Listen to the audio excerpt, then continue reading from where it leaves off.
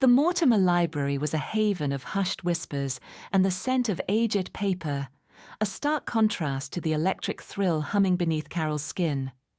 Today, she wasn't the maths whiz from television, but a woman indulging in a private rebellion. Her high heels clicked a staccato rhythm against the polished wooden floor, each step a tiny act of defiance. Her leather pencil skirt, a daring choice for a Tuesday afternoon, hugged her figure, her tight blouse straining just a little. She knew she turned heads, and a mischievous glint sparkled in her beady eyes.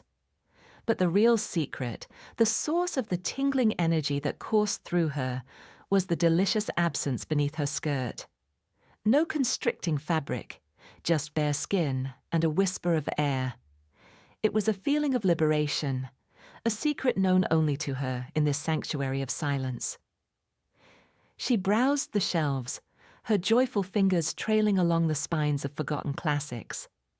And the weight of expectation, the constant scrutiny of the public eye, seemed to melt away with each step. Here, surrounded by stories, she could be just Carol, a woman embracing a moment of pure, unadulterated freedom.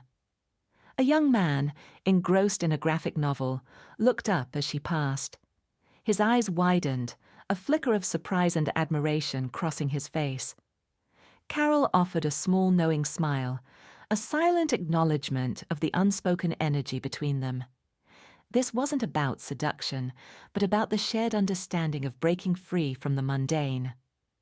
The lovely Carol found a quiet corner, a sun-drenched alcove overlooking the town square. Settling into a plush armchair, she opened a book of poetry, the words blurring slightly as the thrill intensified.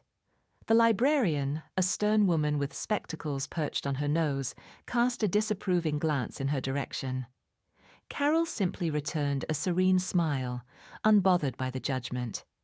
This wasn't about seeking attention, but about claiming her own power, her own exquisite femininity. It was a reminder that beneath her polished exterior, the carefully constructed persona, there was a woman who craved the unexpected, the exhilarating, the utterly unapologetic tantalization. And in this hushed sanctuary of the Mortimer Library, surrounded by the weight of history and the promise of untold stories, Carol had found her own pulse-raising chapter.